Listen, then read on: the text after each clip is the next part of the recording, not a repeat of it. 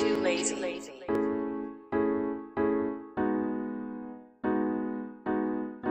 In the cut.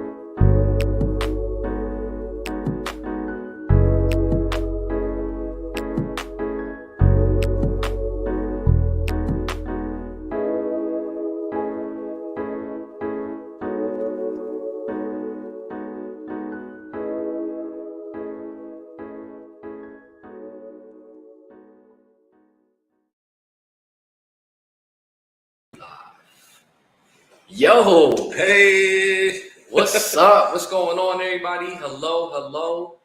How's everybody what's doing? up? Oh my God, this is cool, bro. We looking extra HD I right know, now. camera adds 10 pounds for sure. Yeah, camera right. You know. Nah, bro, we just living good right now. That's what it is, right? That's right. So, man, what's going on, everybody? Welcome. I see y'all on the YouTube check-in. I see you guys Twitch, Facebook. What's going on? Let me just say hello to everybody. Make sure everything is settled. Matter of fact, let me open this door real quick. Yeah. What's up, TV camera? How are you today? We're here in the barber shops for Sean, Jive, and his cousin Sean is gonna come through. Maybe. What's up, Sean? How are you? Just you never know who's gonna stop by. While we live in the cut. So, but today we got a very, very special episode live in the cut. We have some guests. We got Vandal that just walked in. NYC All Vandal, right. what's going on? Time to drink. We got some drinks for us. But man, today's actually a real special day. It's been an amazing weekend. Hopefully y'all had a great week this far. But man, a lot of milestones this week, and just a lot of big news. One is shout out to everybody that's been rocking with us for the past few episodes. We actually just hit 100 followers on YouTube. Nice. 100 followers on YouTube. Milestones, baby. Who would have thought? I'm on even care about YouTube. So we live on YouTube. And another thing is I'm a big fan of hip hop, big fan of Nipsey. It was Nip's birthday this past week as well. Very influential. The marathon. I've been listening to a lot of the marathon, man. If you guys are, you guys are Nipsey fans, you guys know what's up. You guys can chill too. Good seats, do you think? Yeah. But we got Van here. Vandal, pull up, man. What y'all got for us? Oh yeah. Drinks. What y'all got for us, man? You can pull up. Yeah, come say hi to the camera, huh? What's up, guys? What's over here? Down in the building, we got some drinks over here.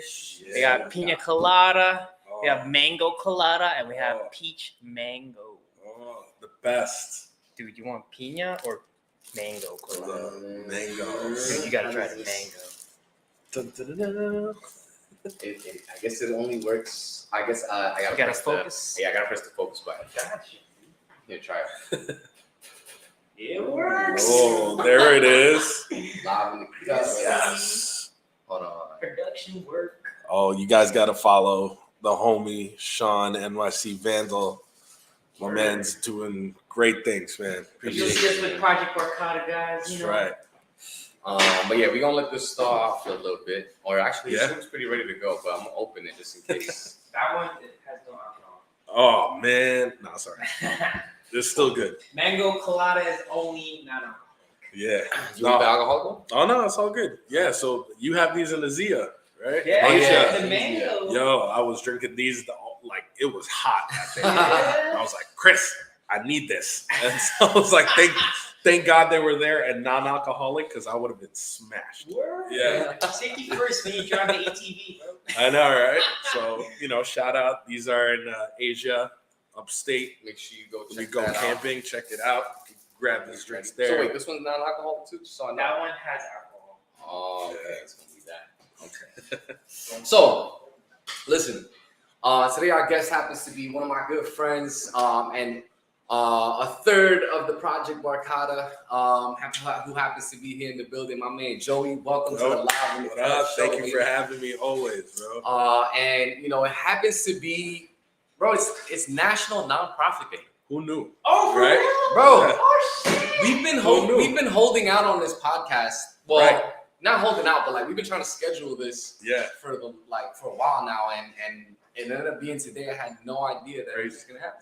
Yeah. It's So- meant to be. Definitely meant to be, and for those who don't know, Joey, like I said, is the third of Project Barkada, which is a 501c3 nonprofit that has been helping communities all over the United States. I know you guys are doing something. Well, you guys obviously did something here in New York. Yeah. You guys are in the West Coast, Somewhat. I mean, we're slowly getting there. slowly getting there. Yeah, we're hitting Chicago. We were in Chicago last year. Yes, I did Going see back that. this year. But Shout out to Chicago. yeah, man, that community is all love, bro. There's They're- Filipinos in Chicago, Yeah. man. man, loving. They're dope. It's like you never left New York. I gotta. Yeah, hit y'all Chicago. gotta come through. Shout out to that Chicago community. Yeah. So you've been all the way out. You've been over there as well. You've helped families all the way up to the Philippines as well. So Yeah. doing things as well. So it's only right that we talk about nonprofits, and a lot of people don't understand that there's a business side to nonprofits is an actual business, right? Yes, Yeah. nonprofits are to help communities and pay it forward, but you need to have an operational business to be able to continue to help. And a lot of people don't know that, or at least a lot that doesn't go through their minds, at least when they're dealing with the nonprofit industry. Nevertheless, too, the way that you guys are doing it, like when I heard of Project Barkada, I don't think the initial thought was nonprofit organization. Yeah. You know what I'm saying? Like, Right. I did see what you guys were doing, but I'm like, damn, this is a move right here. This is major. Like people, want to learn from this too. Yeah. So there's a lot of takeaways from it, but that's gonna be our main thing, man. And not only did you start a nonprofit, but you did it during COVID. At that, you started it during COVID time. Right at the start. April 2020 is when we kind of like, all right, we named it. Fire. So Yeah. I mean, for those who don't know who you are, just give them a little background story of who you are, what you did before Project Barkada, and everything that not everything, but the major highlights that led you to say, hey, look, this is the time we're gonna start this up and do this full time. Oh yeah. So again, my name is Joey, one of the co-founders of Project Barkada, and Shout out to Deirdre, sorry to cut you off, and Deirdre on Lugao. Lugao. I would love to have you guys here. And we definitely got to chop it up. Thank you for what you guys do. Appreciate you guys. You guys got to be here next time for sure. But for my backstory, I used to work at MTV doing the events for like the VMAs, movie awards. So I have like a lot of production background, and I've been doing that for a good amount of time.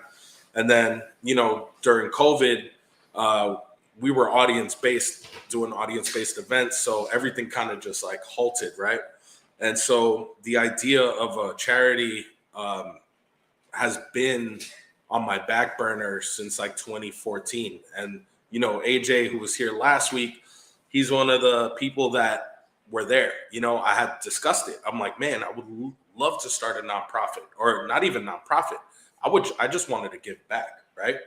And so that idea kind of just sat there until now. You know, I guess back then I need to go through that building process. So, you know, I believe in timing, and it was meant to happen now. Unfortunately, it happened, you know, it happened under COVID, which was like tough times. But, you know, there's always something good that comes out of bad. And this is kind of one of those things, right? So, you know, long story short, we just wanted to give back, right? Filipinos are nurses. The work didn't stop for them. If anything, it got worse, right? They were working extra. They were, you know, putting themselves at risk. So half of our friends and family are nurses, right? So we were like, all right, what can, I wanted to help give back to my family, my cousins, my friends who were working. So I started just like, all right, let me think of a way to raise funds so I can get food and donate it to the hospitals. And then I found out that Deirdre and Lugao were kind of doing the same thing. You know, Deirdre's a very, she's known in the community.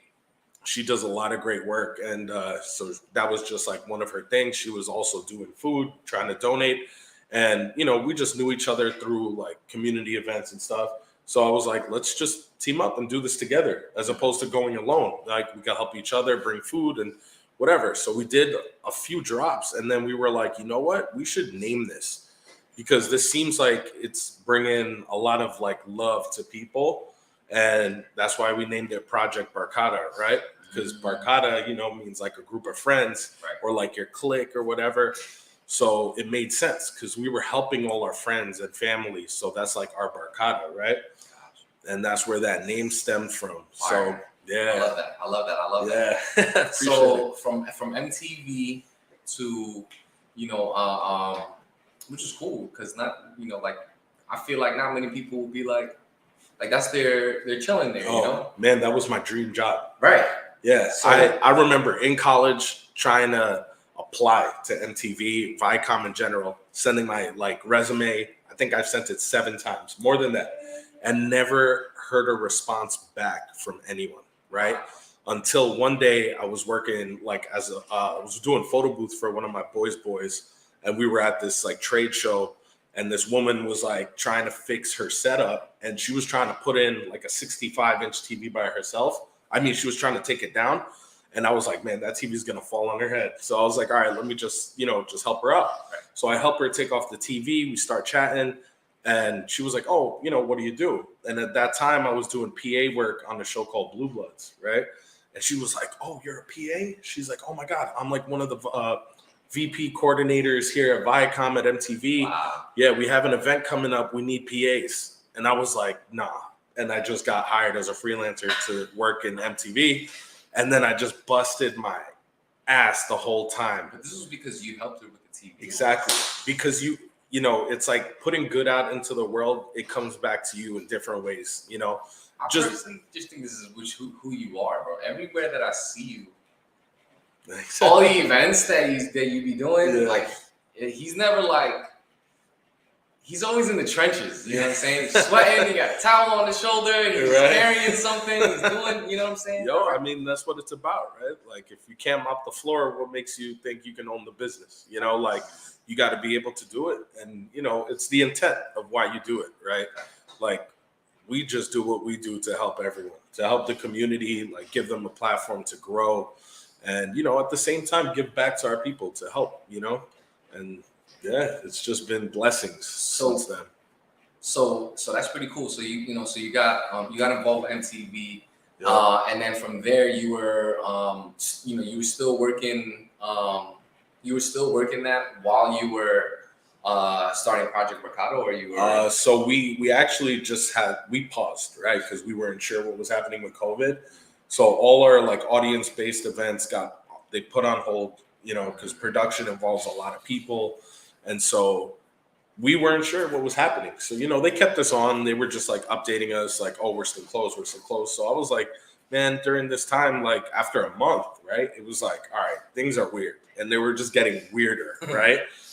And so, again, yeah, it just kind of stemmed. I was like, all right, man, I'm kind of bored now. Like, what can I do? And then again, the whole charity aspect never left me, and I've always was like, I just needed kind of an opportunity to help. And, this was the way of doing it, right? Like I guess it was just like a calling that was like, oh, this is the time, you ready?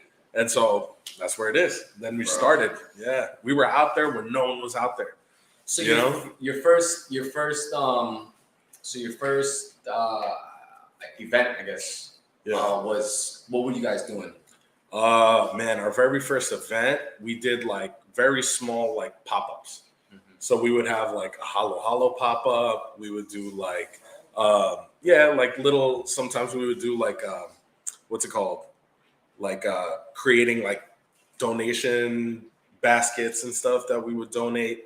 But it started with just small events, right? And then just from there continued on to like, what could we do to build and raise funds to continue purchasing and buying food to donate, And, we have blessings where like people would just, hey, we're going to donate X amount of meals, Nice. So all we had to do was kind of deliver it. I'm gonna get into that too, like talking about like how to get donations and things like that. Oh, man. So I definitely want to tap into that. But man, I see the love coming in. There's a few people that's on here live. I'm sure some people you may know as well. Jessica Parabesh, what's going on? You're in there. Welcome. Twitch, what's going on, family? Yeah. YouTube block, what's going on? Parabesh, what up? If you guys are on YouTube, my girlfriend showed up. Make sure you drop a like, drop a share, say hello. Make sure you say hello. Nicole, what's going on? Hey. Again, happy birthday. Happy birthday. It's National Nonprofit Day. So, who knew? Who knew, right? Yeah. So, before we dive into, exactly what you guys do, I would like to, a lot of people that are here, one is that a lot of people don't know you wear many hats. Oh, work. Yeah, you wear many hats. Like, I've met you in so many different ways. Like, I'm gonna meet you. Like, I know you do vinyl rap. Yeah. I met you at the festivals, the Vanilla Zoo festivals, at the markets. I met you behind the kitchen. Like, this dude is really in the trenches, man, making things happen. So, with all the things that you do, you were able to start your own nonprofit. Again with with the group Project Barkada. What are the steps of opening a nonprofit?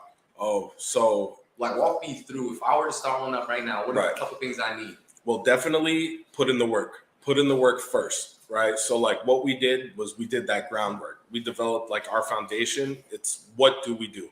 So we were, donating food. We were creating fundraisers to, get funds to buy this food. And so I would say the most important thing is that work. Just start putting it in the work. Like This is before you have anything like legalized on paper? Yeah. Okay, cool. Yeah, because you know what? At the end of the day, it don't cost nothing to help, right? You don't need paperwork to give your friends and family blessings. You know what I mean? Like food or whatnot. Right. It's later down the line where it becomes more important. Gotcha. And that's where the process for us became like, okay, like at first we didn't think this was going to continue, right? We just were like, Project Barkada, we're out here giving out food. And then once the world opens up, who knows, right? Do we go back to our normal lives or do we continue this, what we started? And so that part of it is kind of where you just got to feel out, is this for you? Or can I see myself doing this? Because just because you want to give back doesn't necessarily mean you need a nonprofit. You can, like you mentioned, you still do give back without having it, right? It's completely fine. Yeah, it costs nothing to give back. Gotcha. Okay, cool. So now, you have events going and now you decide to take it a little bit more seriously. What's the next move? Yeah. So once we established that, all right, this is something we're going to continue. And we started getting involved with a lot more people, a lot more organizations. And then there was like a lot of people that were offering us funding. Like, hey, we'll donate like $100 to go towards like your food drive in the Philippines. Or, we'll contribute something, like, when it gets to that level where now you're involving, like, I would say like other businesses, professionals and stuff like that, that's where you kind of got to take it seriously because you want to also protect yourself, and then when money gets involved, it gets a little weird sometimes, right?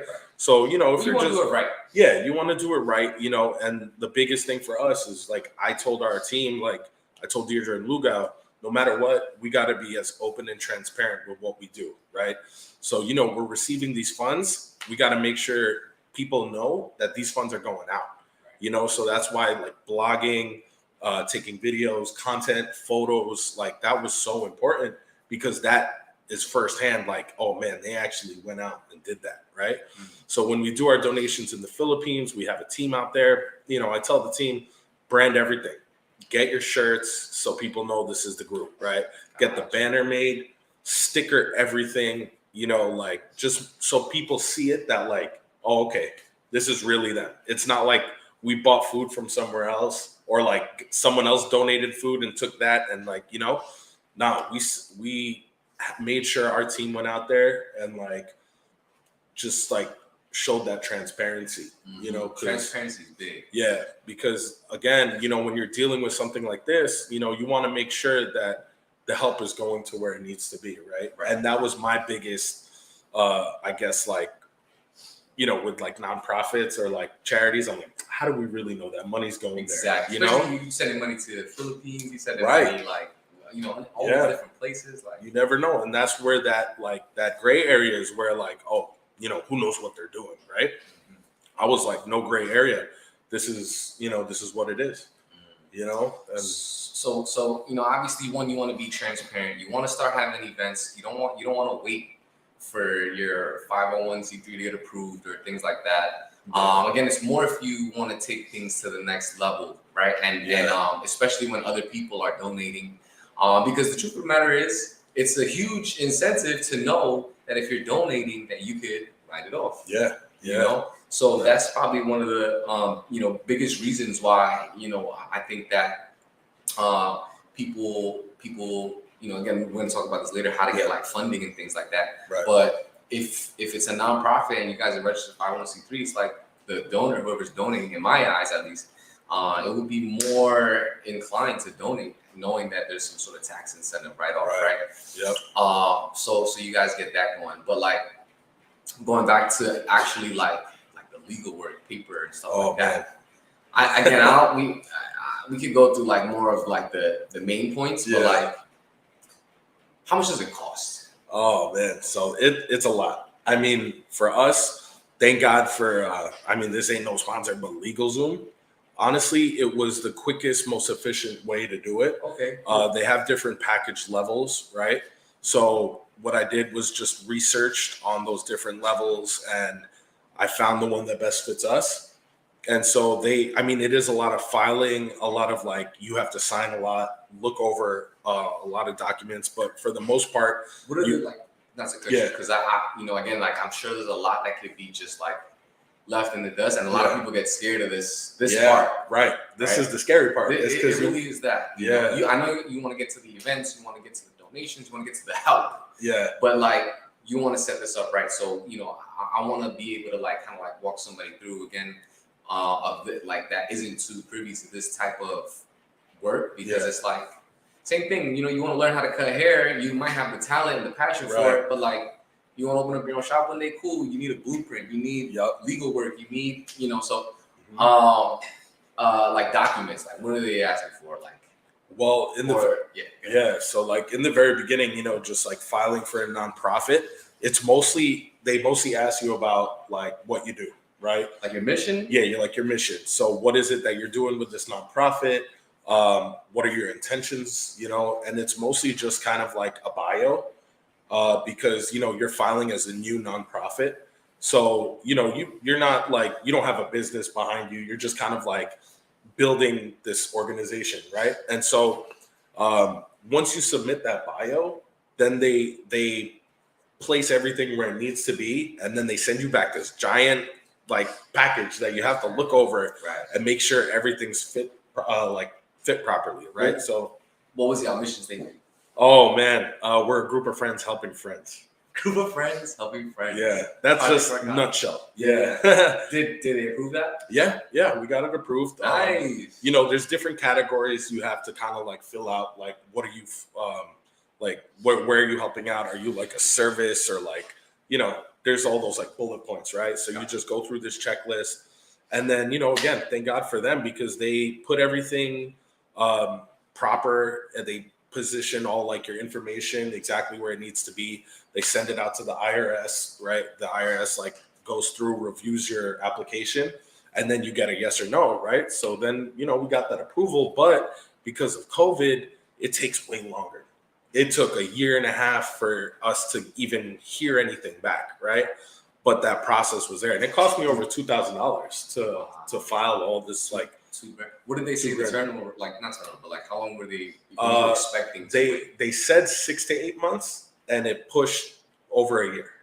Yeah, but then we first got our application approval. That was like, all right, we approved your nonprofit, and then that was like probably around the 8-month mark. And then a year in, they're like, all right, here's your 501c3 with the EIN, all that information. Like, so now we're a legal nonprofit. We can offer the tax write-offs and stuff like that.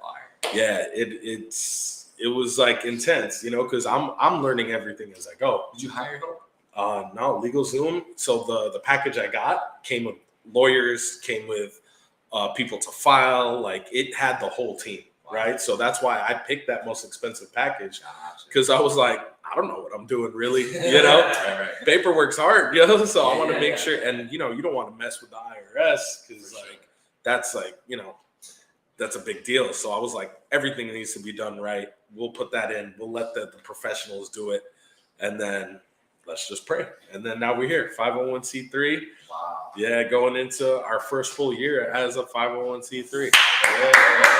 Nonprofit day, right? A nonprofit day. Yeah, crazy. That's awesome, man. Yeah. And it's so funny, right? Like the idea of a nonprofit when really everybody profits. Yeah. And not even in a financial way, but like the reason why you exist is to pay it forward. Yeah. So in reality, everybody's profiting. Yeah. That partakes, so that's pretty cool. So, I do want to get into the business side of things, right? Because again, although it is a nonprofit, you need a plan, you need a marketing plan, you need some sort of strategy to keep this afloat. You can't help with hopes and dreams as much as we would like to. But again, what's going on? YouTube on the check-in. I see you guys. If you guys end up watching this recording, this is gonna be on YouTube. You can find it Facebook, Twitch. You guys will be able to watch this recording. So if you haven't already, make sure you say hello, drop a like. Make sure you share this with any of your friends that also want to start, possibly thinking of starting a nonprofit or just paying it forward. There's gonna be a lot that we break down. So cool. Moving on. So again, when you got into this, you got into this just thinking like, yo, I'm gonna help. We want to help. Friends helping friends. Yeah. And you want to help more. And so eventually the help, that idea that starts moving forward. You start doing a few events. I know you're talking about you were giving out like PPE to the nurses, right? Yeah. So from there, once you get everything established, legal, ready to roll, what were some different ways that you started marketing or growing the brand, I guess you could say? Well, so one of the ideas was the markets, right? Right. So Talk about the markets, yeah. To grow the brand, obviously, like, we were like, all right, we're a nonprofit, right? How do we want to show up? Like you think of like a lot of charities and, they do certain things, pretty much do all the same things. And, they're all there to help, right? But for me specifically, I was like, man, we're a nonprofit, but we're also a brand, right? And yes, like owning a nonprofit is a business. You're putting in, I quit my 9 to 5 to work 24/7 pretty much. When did you quit? Well, it was during COVID when we figured out like, they were starting to like bring people back. And then this was 2021, right? They were like, do you want to come back full time? I was like, nah. Yeah, I was like, I'm cool with freelancing still. And then, I get called here and there, but because we're so busy, I was like, I got to put in my effort and my time into this, Right. And so, yeah, it's, we started doing the markets as a celebration to like everyone who's helped us out.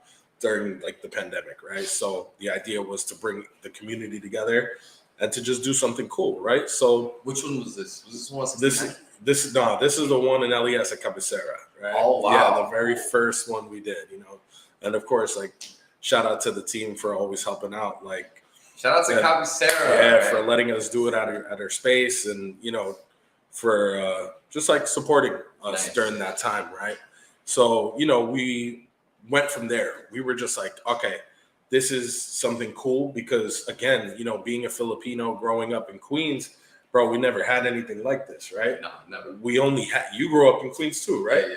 So like, we only had the Filipino Independence Day Parade, and we only had like, Elmhurst, Broadway Park, Woodside, right? That's all. Right. That's all we had. Right. So, putting together something for the community that we never had, I was like, all right, maybe this is a good way to getting like people to show up, because a lot of times like these certain events, people don't want to show up because they're like, oh man, it's boring. Well, like, so walk me through how does this what do you do at the market? Like, what's the how did you put together the market? So, I mean, I just got together everyone, like I said, who was helping us out during COVID. Okay. So half of these people were entrepreneurs, chefs, they had their own business. And a lot of these people were kind of used to already doing some pop-ups, but some weren't, right? Gotcha. So we just kind of like brought it all together, positioned everyone properly, made sure everyone was like prepared, for success. So like, but at the same time, we were still learning too. I do events, so I had that background, which is like, it took away like half of that learning curve because I already knew what to do, but doing it on not our budget, like doing it on our budget, was hard, working with MTV. Yeah, here's a card with $1 million budget. Do what you got to do. Easy. All right, bet. I'll rent this, rent that. Easy. But now it's like, oh man, we have no money. How do we do this with nothing? Right. And so that's where you get creative, and you'll be surprised when you're under pressure like that, things just happen. And then you think of creative ways to make like your dream come to life kind of thing, So but the market was a way to grow the brand. Yeah. I'm sure there was money raised and things, people were giving things, I'm sure as well. Yeah. So that's actually a really great way to jumpstart it, right? Like to find donations, to find funding, to find just a way to get your mission statement out there. Right.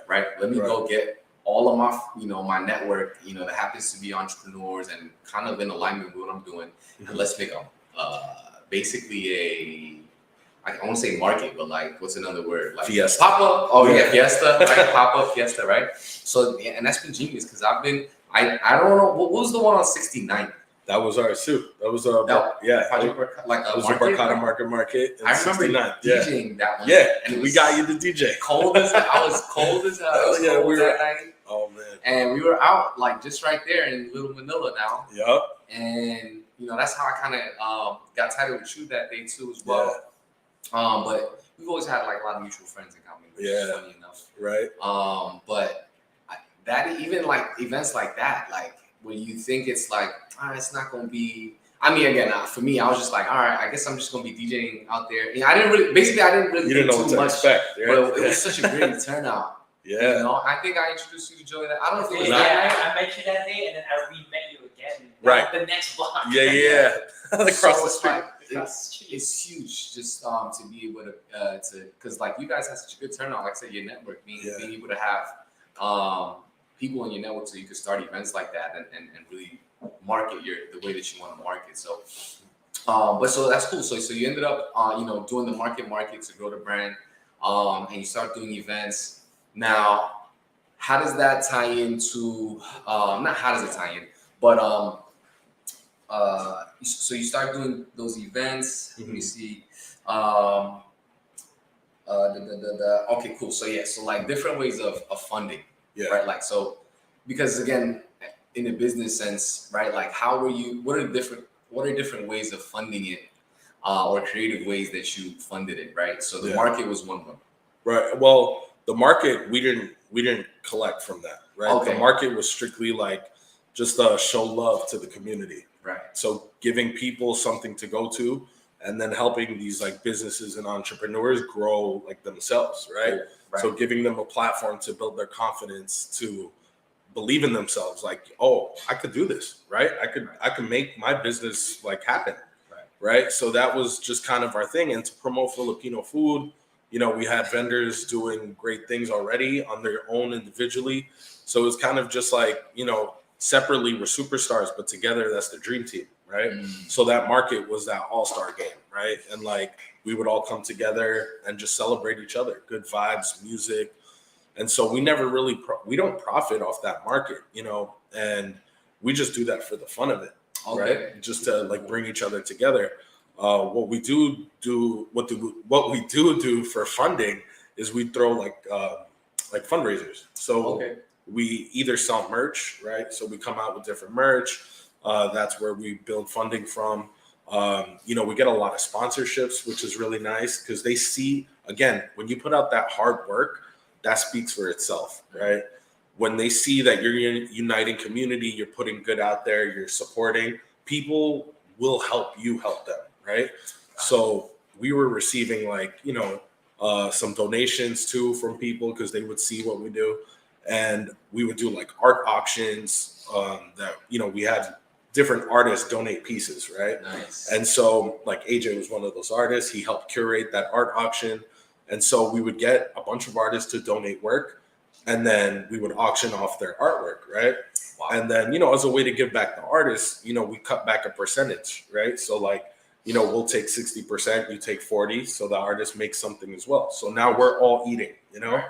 And so just like little things like that, where you could get creative and figure out like, oh, what can we do with what we have to make something happen, right? I love that. Yeah, and so the art auction was one thing, and then just going through our network, right? Like half our friends are DJs, right? So Twitch was killing it during that time, and so we were like, man, let's do a 24-hour Twitch DJ set.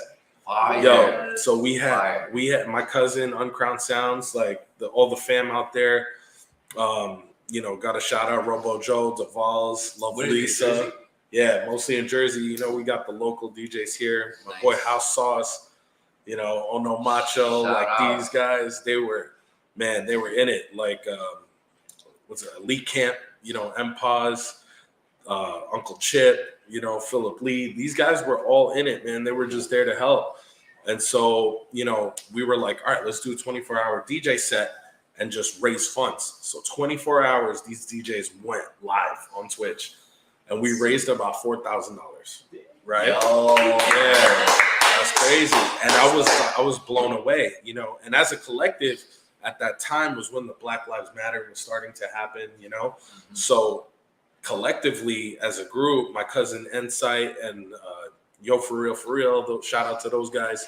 They were like, yo, we should donate half of what we make to a nonprofit, like another nonprofit, right? For Black Lives Matter. So, man, that was the biggest donation I ever sent out, right? So we received the $4,000 from Twitch, from that event, right? And I was like, here we go, pay it forward, you know? And donated $2,000 of that to that organization. Yeah. Beautiful. Yeah, I can't think of the name of the organization, but we have it down here. No, that's cool. That's Color. That's yeah, so I forgot. Damn, that's 24 hours. But just, punching that in, like just giving away $2,000, I was like, yo, that was cool. Right? You know, but it was a blessing from the community. You know, we got that much because of the people supporting us, you know? So, yeah, but with that 2,000, man, we were able to feed like a whole town in the Philippines. Yeah, and then we were able to do, so I remember we cut half of that for donating to one of the hospitals in the city. I don't remember if it's Bellevue or NYU, but we took 500 of that to donate food, to buy food to donate to one of those hospitals, and then 1,500 we sent back home. Bro, with $1,500 in the Philippines, you feed a town. So just like, and we paid people. Like, you know, I told my cousin, I was like, yo, gather the, you know, your friends, whoever, pay them. And then like with the rest, buy whatever you need, you know, pay for the shirts. Bro, we fed like 800 people. Wow. That's super. And these are all the kids that were like forgotten, you know, like they're not recognized by the government. They're unaccounted for, right? Because they're like, living on the low end. So they don't get support as much, right? So when my cousin and I asked them, where's that community? And they're like, oh, we got it. So they videoed the whole thing. They went into the community and then they just started giving out food. And again, what we do is more than monetary wealth, bro. Like that feeling of seeing these kids, we have Lolas and Lolos like thanking us on video, crying. Like I was just like, man, all we did was give food, bro. Like, and it touched them, like, hit them so hard. Then it hit me. And I was like, yo, that's where I kind of decided. I was like, this is what I got to do. Like, this is what I'm going to continue doing, because there's nothing, like no amount of money can ever bring that feeling of just like, damn, yo, we did some good shit, you know? Yeah. I feel that. I feel that. So, you were talking about the kids that were that were living under their means, right?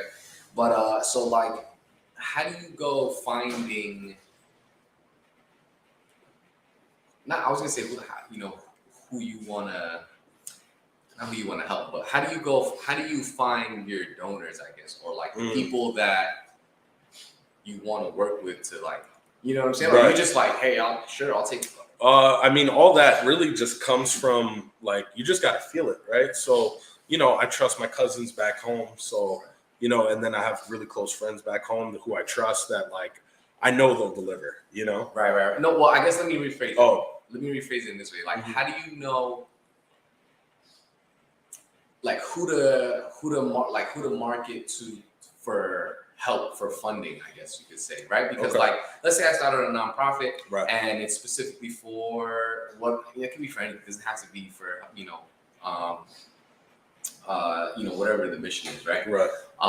Because your mission was friends helping friends. Like, it wasn't like I'm just gonna help kids. Or I'm just gonna help, right? It's for everyone. Yeah. So there's like a niche of people that's gonna go out there and help you, right?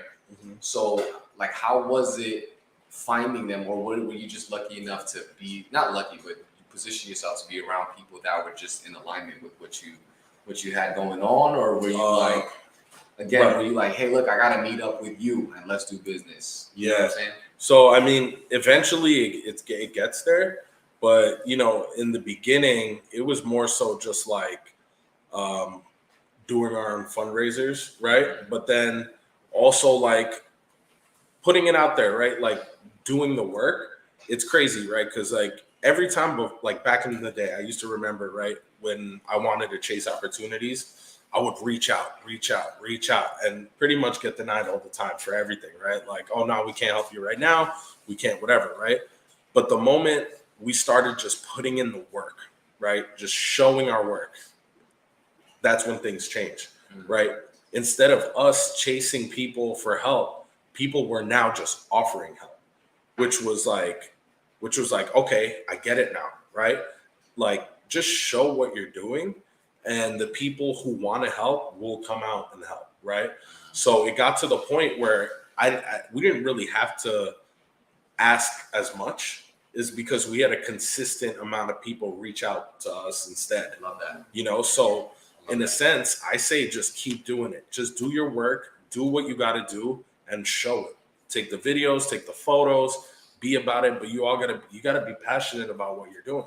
Because your energy and everything that translates. Your body language, or your vibe. People know. When you're about it and when you're not. Right. So like, we were just about it all the time. I was always speaking from the heart, because that's what I wanted since 2014. And when I seen that help, finally, I was like, yeah, this is where it's at. And people saw it, I didn't have to explain anything. They already saw it. They're like, oh shoot, he's doing it. Like, all right, I know who can help. And then someone would reach out and be like, hey, I know this person who's willing to help. I'm gonna introduce you. And now all these contacts were just coming our way. Like, we didn't have to go out there and find it, Right. But if we did, if there was ever like, all right, I need to present and like show what we do, because of all that work you put in, you have this foundation and this like you have this like portfolio to show them like, hey, this is what we want to do. This is what we did. Like, and just that hard work is everything. That makes For sense. real. Yeah. That makes sense. Just, as someone who's gonna want to donate Yeah. or a future donor or a funder, right? Like, let me see what you guys are doing with the money that I'm about to get you, or get the supplies that I'm gonna give you, and then with no questions asked, it's like boom, right there. Yeah. So I feel that. Jessica says, "Oh yeah, shout out Tita Josie and Thea." Yeah, so Tita Josie is Jessica's auntie, and she was actually the first donation we sent to Philippines. Right? It was a smaller one, but we sent it straight to their local barangay. And so we raised just a couple $100. We got shirts made out there and donated like a few meals. We hit up the titas in the neighborhood, and we're like, yo, titas, just like throw this together. That's awesome. So, we gave them a job. Like, we That's paid awesome. them for what they did. And it was a smaller donation, but it was the first. And then Thea is my childhood friend that lives in Manila. Man, she's the one who I guess elevated it to the next level when we started hitting hundreds of people donating. And then my cousin Kay, yeah, she was they were. And then it's cool because I linked my cousin to my friend, and they did a drop together, which is cool. And then my boy from New York, Rich, man, he started this food stand called Canahon in Manila, and so I bought 500 meals from him, and also got meals from Thea's aunt, who owns a little shop. It's a roadside shop in the Philippines. Yeah. So I bought another 500 meals from them too. And then they came together and threw Barkada Block Party in the Philippines. And the videos on our Instagram. I love that culture, bro. Yo, so since we were out here doing Barkada Market, right? And Market's the place in the Philippines, like where you can find everything. I was like, man, how do we twist it and do some New York shit back home? So I was like, yo, what do Queens people do all the time? New Yorkers do block parties. You have block parties all the time growing up, So I was like, all right, let's bring a block party back to the Philippines. And then that's what we did. Another level type of block party too, I bet. Right.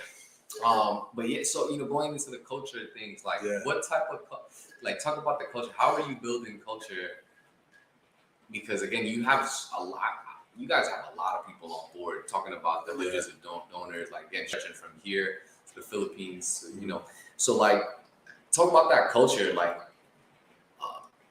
for me, I'm not as familiar with nonprofits, but I definitely don't see the culture that you guys are building in many other ones. Right. And that's that brand image, right? Mm-hmm. So, that's why I was like, all right, these parties, what do people relate to right now? Especially younger generation and us in the late 20s, early 30s, is just dope vibes, right? So people connect through emotions. So, and you connect through food, through again, music, dancing, right? That's our thing, right? For sure. So I was like, why not be, if we're going to be a nonprofit and we're going to be this brand, let's be cool. We got to do some cool stuff, Right.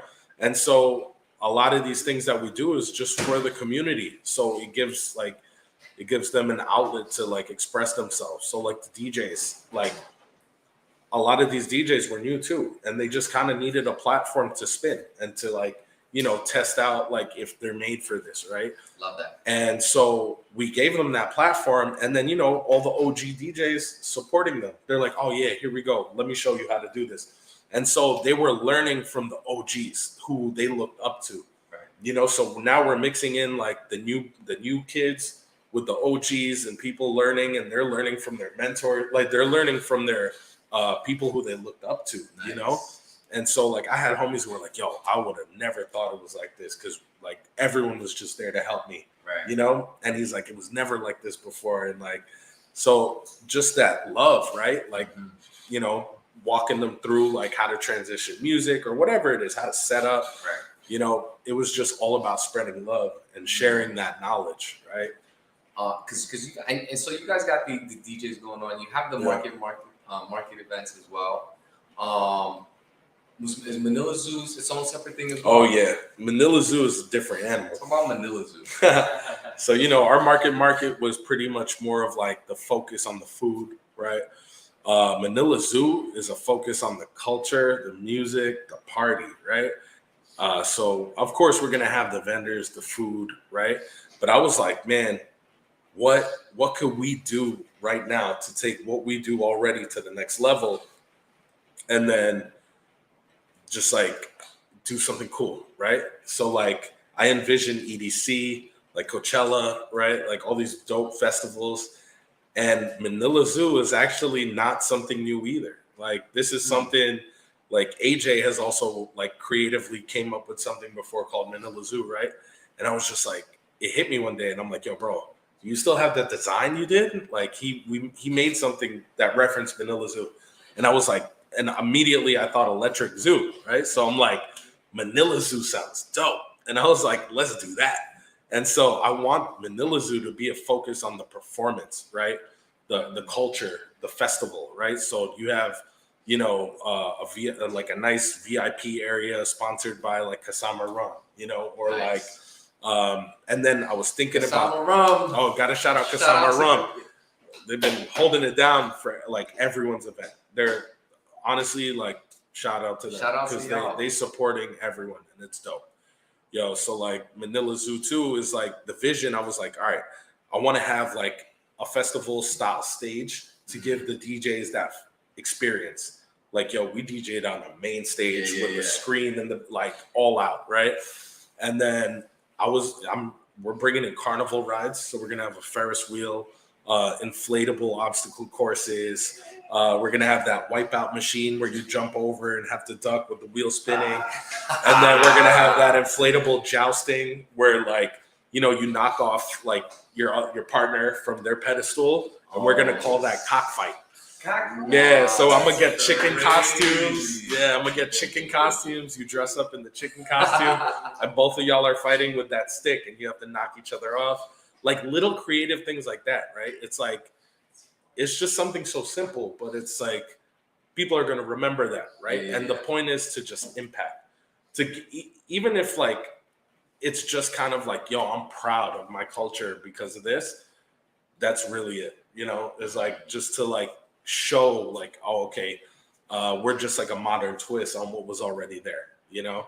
So like, and then that's where the Manila Zoo thing came from. Like we just wanted to throw like a epic party, you know. And yeah, definitely been throwing some crazy events. Yeah, and how that relates to like, you know, our charity, right, is the people, right? The vendors who are there, like they're now elevating their businesses, right? Again, the DJs, the artists, they're there putting themselves out there. And a big thing about it is the connection, right? These events are meant to connect so you can network. I've already heard so many success stories just through like the events that we've done where people met like their new girlfriends at their events, you know? And then like, or these two people met and now they're in business together. Or like, you know, one vendor started with hitting me up and was like, I don't even know what to do. And they're like, this is my vision though. And I consulted her the whole way. And now she owns her own brick and mortar.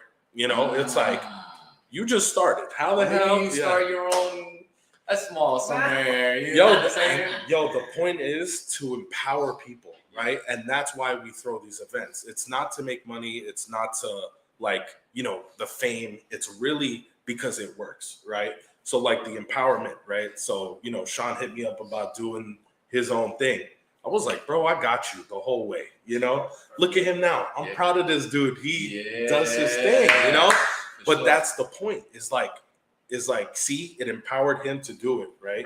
And now the best thing you could do is show love and support him, because now they keep that work going, right? You know? So the point of all these events is for that, to keep empowering people to like, yo, they're Filipino and they did this from nothing.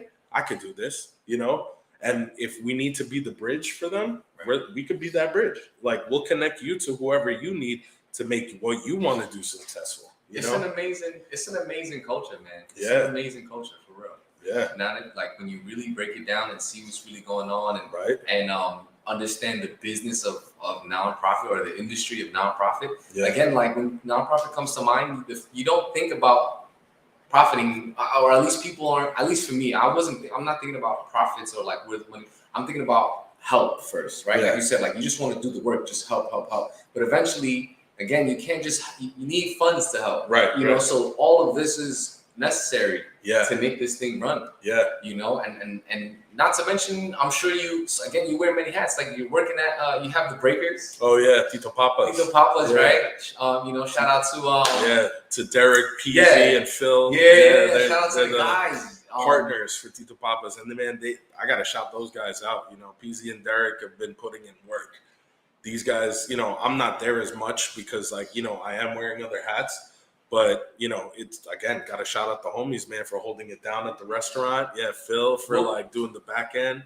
I'm more so, like, the events guy, so I'll just bring in, like, I'll build those connections and pop-ups, like, you know, getting Tito Papas into certain pop-ups or whatever it is, you know, bringing events back to Tito Papas in our space, you know. And, it honestly, like what I said, everything we did was nonprofit, but look how much blessings we got. We were able to acquire this restaurant because of what we do. So it's like, yeah, I made $0 doing Project Barkada, but we got a restaurant out of it. You know, like how are we? Can you talk about that? Yeah. So again, we were nonprofit. We're making nothing off of these markets. And I was like, okay, it got to a point where I was like, we need to profit. We need to make money, right? When does that kick in? Right? Yeah, that kicked in when my wallet was like, oh shit, I can't buy anything right now. So in my head, I was like, all right, we're bringing together this community. We have thousands of people pulling up to this market. The best way to make money is to sell something at my own event, right? So like, I was like, all right, I'm gonna put together, like, I want to do something with burgers. So I was thinking to do a jump off of Burger Machine, right, from Philippines. Burger Machine. Yeah. And then, you know, my boy VJ was like, nah. VJ from Sosarat, he was like, nah, man. VJ, shout out to VJ. Yeah, shout out VJ from Sosarat. He was like, nah, you should do something different. And he connected me with a chef that was actually 7-time burger champ in New York. Yeah, he won that Burger Bash competition. No. Oh, okay. This is Chef Naff. But yeah, so I had a concept for this burger and I was like, man, I want to do this. He saw my recipe. He was like, nope. He's like, we're going to do it like this. And so we tested out the recipe and it was like, oh shit, this is it. Right. And so PZ, we had the idea, like I hit him up. I'm like, yo, you talked about doing burgers, right? I was like, you want to collab on this and do a burger thing? And I wanted to call it Burger Machine. Right. But he was like, oh man, I have this idea of Tito Boy's burger, right? And I was like, Tito Boy. And he's like, yeah, you know, everyone loves Tito Boy. Like Tito Boy is that, you know, cool Tito who's like, you know, what's up for that? What's that? You know, like that. Everyone got that Tito Boy, you know? Yeah. So I was like, bet, Tito Boy, that's dope. So PZ and I started Tito Boy's Burger, right? So I was in the garage. I built a setup. You know, I figured out how to get product, right? And then now I'm doing double work because I'm organizing the event and I'm a vendor. So I'm doing two things. Right. And I had to prep everything from my house. I was doing everything in my car. And it was just like... This was just you at the time? Yeah, like it was just me. Well, PZ lived in Staten Island. So a lot of the prep work he couldn't do. So, and you know, I built the setup and stuff. So I was transporting that because everything was here, you know? So PZ, you know, he felt bad all the time. He's like, yo, wish I could help. And I was like, nah, I got it. It's cool. Like when you pull up, we just rock it. And that's what we did. So because of Tito Boy's Burger, PZ's old boss owned the property of that restaurant. And he's like, yo, I see your burgers. He's like, that's dope. He's like, do you guys want to take over this restaurant? I was like, what? And so we went in, we saw the place, and I was like, yo, this is a dream come true, bro. It's a spot. It's a spot. And we were like, look, this place might be too big just for us. And since we're all about like sharing the wealth and bringing each other up, we were like, yo, let's collab with someone and take this kitchen together. So we hit up Derek from Big Papa's Tapas. And PZ was perfect choice. Yeah, PZ was, you know, talking into Derek and like, yo, do you want to collab on this? And it was a perfect fit. Derek and Phil were like, they were like our, you know, yin and yang. They were like, it just fit perfectly. Nice. We were all Titos, yo. It was like, yeah, we're here. You know, so then we fused the name and we called it Tito Papas Because Big Papa's Tapas and Tito Boy's Right, Burgers, right. Tito Yo, Papas. Yeah. Oh, man. If you guys haven't been there yet, Oh, come through Tito Papas. you need to go. Yeah, the homies are there. Filipino food like you've never tasted before. Yeah. Right here in Williamsburg, man. You guys gotta check it out. Right. That's super fire. So that was a result of you were doing the marketing events, you were, and then now you have the space, man. Right. And it was funny, man, because my whole life, when your intention is not about the money, right? Because my whole life I was like, I got to get a job to make money, to be, to like do all these things, or else I'm going to be a failure, Yeah. And so this was honestly the first time too, where I was like, I'm doing all of this not for money. My intention was never for money. It's different. And how much success came out of it is like more than anything I've ever done, right? And it humbled me. I was like, look, the first time that in my life now I wasn't chasing money, I got more success than ever. We got a restaurant, we started this beautiful nonprofit. I was able to open a vinyl garage, so we do vinyl wrap for cars at Boutique Vinyl. So we got our shop in Williamsburg right around the corner from Tito Papa's, which is again blessings. Mm-hmm. And then we got a jeepney. Jeepney. You know about that, right? Jeepney. Yeah, so we actually have a Sorrel jeepney in New York. Wow.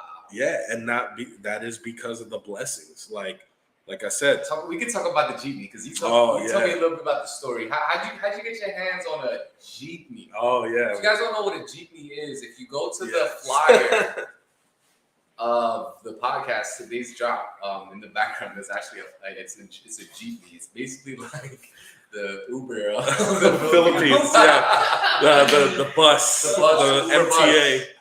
Yeah. But how'd you get your hands on that? And how'd you get it to New York? So, one day AJ and I were just sitting and we were like, man, wouldn't it be cool to have a jeepney in New York? Like how dope that would be for events. And we're like, yo, how do we make this a reality, right? So we started thinking, we're like, yo, where's there a jeepney? I started looking up if there were any for sale, of course, couldn't find shit. So I was like, man, who got a jeepney? And I started thinking about it. And then long story short, from a friend of a friend, we had a friend that had a jeepney that was not doing anything with it. Right. And I hit them up and I was like, what do we do? Can we get it? What's up? And I explained to them our, charity and what we're going to use it for. And they were just like, you can have it. I was like, what? And so, but the thing is I had to ship it. So I shipped it and, a few months later, pulled up to College Point and now it's in our garage. You see a jeepney and Joey's driving. That means that the business is on. You got a Uber hat on. I'm gonna have the pesos in between my hands. With my basketball jersey and slippers. I'm gonna be driving around Woodside. Super fire. Yeah, but now that piece is gonna be for the community. So I'm excited. I can't wait to see it. And I'm sure you're gonna wrap it, make it real nice. Oh, I'm trying to keep it OG, but I'm gonna finesse it a little bit. I love that. Yeah. So hold on. We've been on here for a little over an hour. Snap! We've been on here for a little over an hour. YouTube. Yeah. YouTube, what's going on? I see a bunch of y'all over here. I appreciate y'all for jumping on. And if you guys have any questions, I definitely want to save the end of this for anyone who has questions. Make sure you tap in and join in on the conversation. If you guys have any questions about nonprofits, again, today's happens to be National Nonprofit Day. Yeah. Right. And we're here with Joey from Project Barkada, and thank you. Talking about 501c3s, nonprofits, and how he's been having, how they have been having the success they've been having, and continuing this run with their organization, and helping communities and really helping friends all over the world. So if you guys got any questions, or again, if you haven't said hello, say hello in the chat. If you're watching the recording, make sure you share this. But before I get to anybody else's questions, or while your questions are coming in, if y'all have questions too, feel free. But I do have one or two more before we end this off. Yeah. One is, what's the toughest thing you would think about running a nonprofit? Oh man, definitely. You're gonna, just like anything, you're gonna have those discouraging times where you're like, "Is this even for me?" You know, you're gonna obviously like you're gonna have to you're gonna be involved with people that you know might not support you all the way, or people like trying to bring you down. But it's always just like, you know, you got to keep your head up, and of course, always come from that loving heart space, right? And remember why you do what you do, right? And so, you know, as long as you could keep your intention of Who's not gonna support you helping somebody? Right? Facts. What are we talking about? What are we talking about? so like, yeah, but you know, it's the reality of it sometimes, you know. And no, then, I get you not supporting my business or my like beliefs or like, but a Yeah. nonprofit, like, come on. yeah, but Shame you know, on you. So yeah, so that like, you know, again, those are definitely things that people, you know, any business Yeah. would have to, you know, come in contact with. right. Do you have is this something that you can start on your own? A nonprofit, Yeah. you can, but you will definitely end up needing help. Yeah. I was under the impression you need like Legality wise, Yeah. yes, you need a board. So you gotta yes, that's what I in order to officially receive that 501c3 certificate, you have to submit your board members. How many? 5. Five. You people? need 5 people, including you. including me. Yeah. Okay. So, four people including me. Okay. So 5 in total. Got you. Yeah. And so you gotta have your VP, your president, your vice president. I got the titles. You gotta have your finance person that's in charge of your finance, your marketing director, and then secretary to take your minutes of like meetings and stuff like that. Wow. Yeah, so you need that board, and you gotta submit their names officially to like the IRS, like or LegalZoom or whatever platform you're using, to get yourself that 501c3 certificate. And you know, so it's safe to say you need 5 people to get this up and running. yeah, like officially. But you know, if you just want to do the work, you just do it yourself. Right. I mean, again, it's all about Right. Right. No, but because if you think about it, Yeah. running a podcast, cool. I have a podcast. Okay, but you need a host. Yeah. You need a camera guy. You need Right. an audio guy. You need a social media guy. Yeah. Like things that you don't Oh, yeah. think about when it's No. like, again, your motive is just I want to go out there and produce content, Right. or in your case, I want to go out there and help. No, that's So true. you know, you have a board. Do they have to be active? Yeah, I mean, yes and no, but like, no, not for nothing. Like you said, you're right. You do need a team. Like it is important. And I'm just thinking back, you know, I do a lot of things myself, but I do forget the people that have been there to like help. Mm-hmm. And honestly, like without that team, it's not possible. Like you definitely can't do it alone, you know. You can up Like to legally, literally. Well, legally you can, yeah. But I get what you're saying. Overall, yeah. I mean, it's always when you have a solid team, it makes everything run smooth, easier. You know, it's productive. Like, yeah, having a good team is very important. I love that. Yeah, for sure. Is there anything that you would say that we missed, or you would want to add, like for someone that wants to start their own 501c3, like something that you know that they shouldn't sleep on, or something that whether it's a legal thing, whether it's a marketing thing, or a strategy, like something that they shouldn't be sleeping on? Oh man, something they shouldn't. Don't sleep on your paperwork. Yeah, for sure. You want Uncle Sam coming at you? Yeah, no, but just go for it. Like, you know, a lot of it will seem discouraging. It's a lot of, you know, the process is a lot. You know, you just got to kind of, remember why you do it and just keep pushing, you know, like the universe is always going to test you, right? Like, is this where I give up? Right. And it's in those times where you develop your character and it's like, all right, this is who I am. And you had times like that? Always. You're always going to be tested. Right. So it's like, you know, again, those are the moments that you don't see coming. That's like, all right, how can I act or how can I operate when shit hits the fan? What was one of those times? Oh man, when shit hit the fan, there's a lot of times. I'm sure. I mean, that's what we are. You know, when it comes down to it, when you're a business owner, you're a firefighter. Yeah. Better say man. words. You're putting out fires every day. For sure. Talk about it. Like, what was something that you ran through? Like, I'm sure that you probably wouldn't have run through if you didn't have this whole thing going. There's a lot. I mean, just like a matter of like, let's say the events, right? Like, no event ever runs the way you plan it. You know what I mean? Like, yeah, it never does. And so, you're there, like I've been there so many times under pressure, like, all right, I need to do this, this, this, and this, and this, and this. And then that's that moment where you crack mentally and you're like, I'm not doing anything. I'm just gonna stop, right?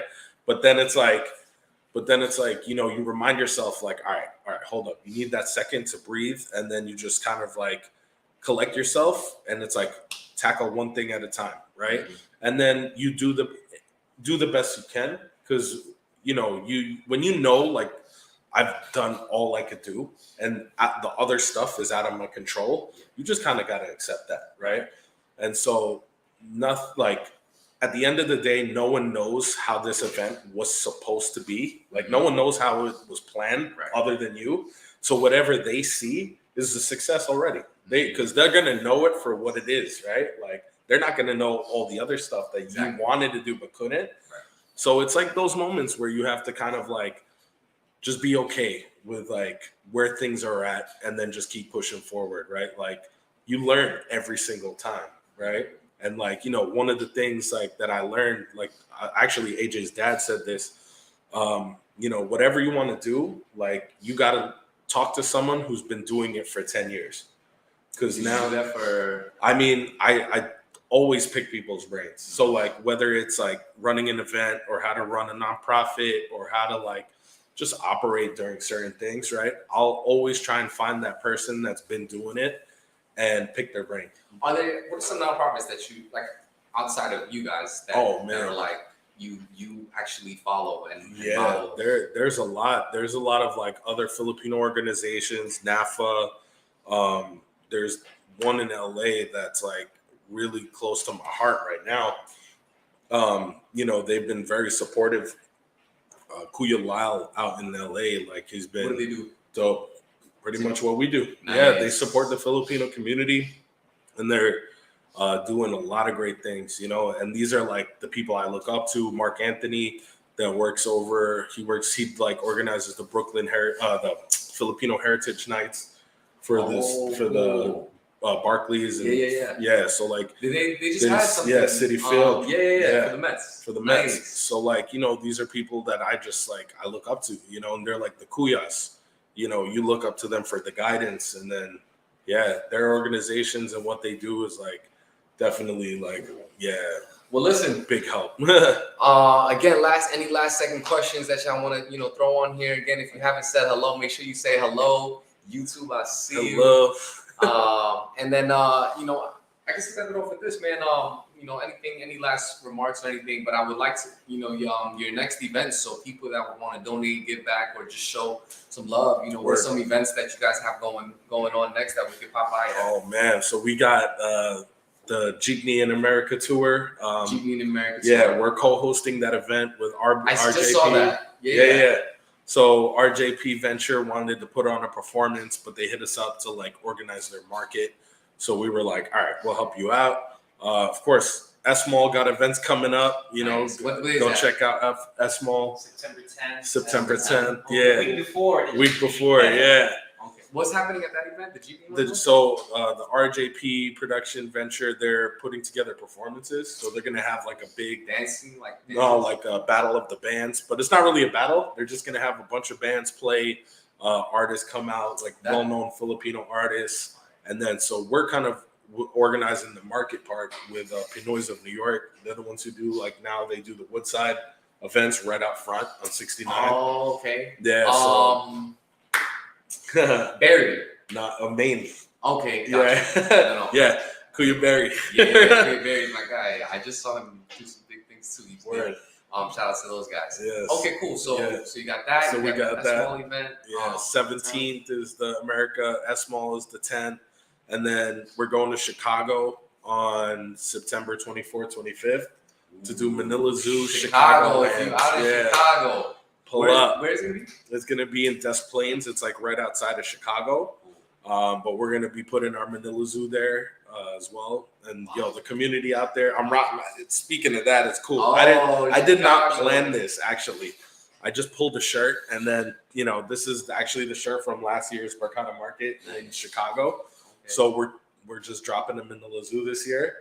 Yeah, just because we want to start like pushing that. Going to Chicago. Thing. Yeah, you guys want to come? Oh, wait, Anyone's you guys brother are going. welcome. Oh, Yeah. so we got Manila Zoo, Chicago, September 24th, 25th, and then Manila Zoo, New York, October 22 or 23, depending on the venue. But one of those days. Yes. Yeah. We're gonna talk about that. Did you drop the venue? Oh, yet, or? by the way, yeah, I did get City Field. Yes. Yeah, so I'm officially announced that, but it's for 2023. Okay. Yeah, because all right, shout out to the Mets because they're doing well. So obviously she was like, the person there was like, look, we have no problem accommodating your event. So we're gonna pencil that in for 2023 because the playoff schedule is gonna get weird in October. So we can't do it right now, but we got you. Shout out to the Mets. I was like, perfect, dream come true. And then this year, I'm now scavenging to look for a new venue spot. But I have 3 on the burner, and we obviously have like the old spots we did it at. But yeah, it's gonna happen. But 2023 Manila Zoo. What could we expect? Oh, you have no idea. You have no idea. Now I get another year of planning, so it's gonna go next level. Bro, I'm super excited, man. I want to say thank you for being here. Thank you for having me, bro. You guys have been doing some amazing things. Again, the whole Project Barkada squad, everyone that's affiliated and has been pulling these strings together to really come together and be the culture of friends helping friends, bro. Yeah. And for anybody that wants to help give back and be a part of the movement, I would say at this point, where could they find you and how could they get connected? For sure. Just hit us up on Instagram, project_Barkada, or send us an email at projectbarkadany@gmail.com, or just hit me up. Or hit up Jive to hit me up. You know how it works. Yeah. But other than that, I appreciate y'all for jumping in. Vandal, thanks for being here. Yeah, thank you for the drinks. We got a question. One more question. I got a question. Let's do it. Yes. Can we talk a little about preparation for the events? What was the longest time you prepared for? What's the shortest time? And what's the hardest thing about preparing for an event? Okay, hold on. So, my bad. Got it. Come so they can hear your question, matter of fact. Yeah. So you can get Come here. Come here, man. So I do have a question about preparing for events. Can you talk a little more about preparing? What was the longest time you prepared? What was the shortest time? What was the hardest thing you have to prepare for, and how do you overcome it? Oh man, here we go. Shortest time I've ever prepared for an event, a week. Yeah. And then longest time, a couple months. And then, the biggest challenges, right, are the organizing. Definitely venue space is like the very first foundation. Lock your venue space in, because without that, you can't build upward, right? Everything else will collapse. So you need your venue space. And then, of course, you got to work out logistically, like what that place, like. I feel like you guys do well with that. Yeah. We've been blessed again to be like in a good position, but certain places require certain permits, like all that. So it really is like you got to have that blueprint set up, and you got to like have your checklist and just go down. All right, permits, are we good? Check. Venue, are we locked in for the date? Check. Then like vendors, who's in? Check. And then sending out those agreements, check. And just like then music, you got to figure out, or like DJ, depending on like what your event is. And then now it's like, all right, now I want to decorate, right? Budget, what do we got? And then you just kind of, you need to make that checklist. The organization is crazy. Have that checklist, like, or Excel sheet of what you need to do. Have those contacts ready. I'm a big procrastinator. I'm gonna say it straight up. I save shit for last minute. But if you can make it happen at the end of the day, you're like a I was saying, person. But a lot of times I bite myself in the butt. I'm like, oh man, I should have done this 2 weeks ago, and I didn't. Yeah. But you learn from that, right? Sometimes you don't. You make the same mistake. But what matters is if you can deliver it at the end of whatever it is you want. Can you deliver it, right? And as long as you can deliver, in between is like what your process is to get there is you. That's like who you are, right? But yeah, just make sure at the end of the day, you keep everything like honest, transparent. Yeah. So this is actually pretty interesting. So you have a bunch of different events, right? And you're throwing your own events as well too. How much of making sure your mission is always still the front of everything? Like how much of that? Is like how important is that? That's everything. Yeah, you're like why you do like even to this day, right? Like everything we do, it's still got to stand with those same intentions, right? We do this for the people. We do this for the community. Like I said, to inspire, empower others to continue doing work like this, right? And as long as those intentions are always aligned, you'll never fail. You know, you like for us, right? We're all about like spreading that love, building community, bringing people together, and as much like negative energy you'll get sometimes, you got to learn how to just kind of like,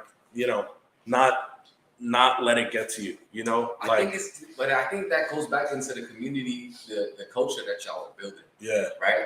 And make it that you guys do such a good job of putting your mission first before everything else, or letting your mission be known first, rather than like, I'm going to throw this event. It's going to be a great time. It's going to be party. It's going to be music. It's going to be lit. It's going to be live. Yeah. Where your mission can get kind of lost in the sauce there. Right. You know what I'm saying?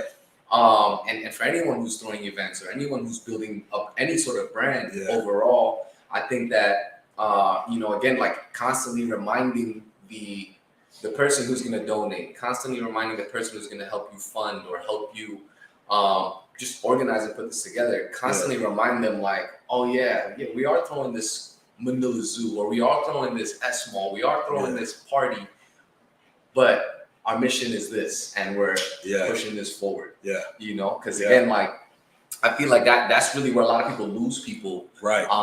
When with branding and marketing is like, bro, man, look at this guy, man. He started his own nonprofit, but he's over here partying. Like, where's the money going? Right. So that I think that's huge. No, definitely. So like, you do get like lost, right? And like, not for nothing, I was like, oh man, this is great, right?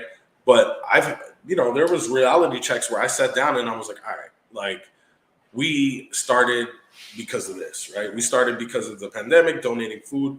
But all of this is just the building process, right? There's bigger stuff that's going to happen. Like we have plans for drops.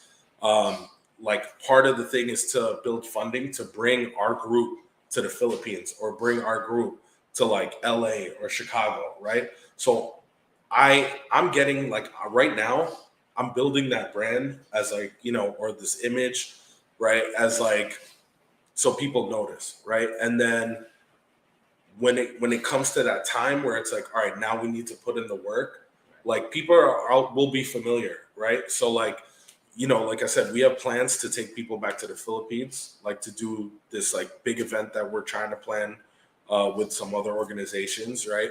Also like Chicagoland, right? I want to be able to sponsor like flying out people, right? Like, all right, you can't make it on your own, we'll sponsor you to go out, and just like, that's where like everything is like small steps, right? So again, yes, so we do have a toy drive coming up in December, which is like what I've been building for the past like 2 months.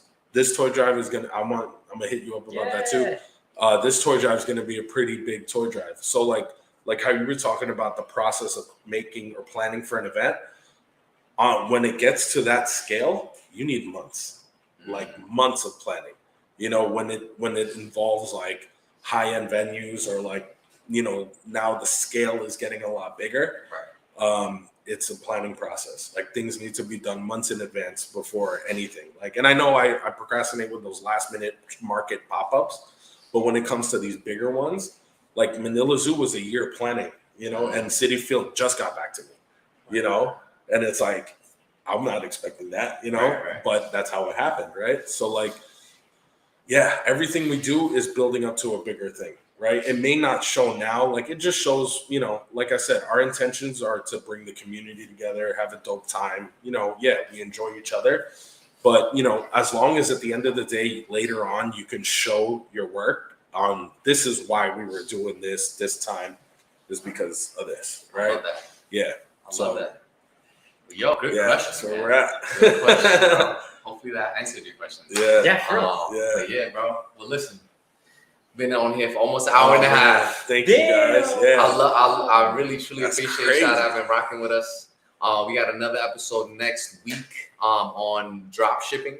If you guys are looking into drop shipping or anything that has to do with merch, I have my good friend DJ at Constantly Creates. I'm sorry, and we're gonna be talking about drop shipping. But again, I appreciate y'all for tuning in live in the cut. And we've been live in the cut with my guy Joey and Project Thank Barkada. you, bro. What's up, man? Yep. Appreciate you. Appreciate it, guys. Love. Out of here. Bye bye. Peace.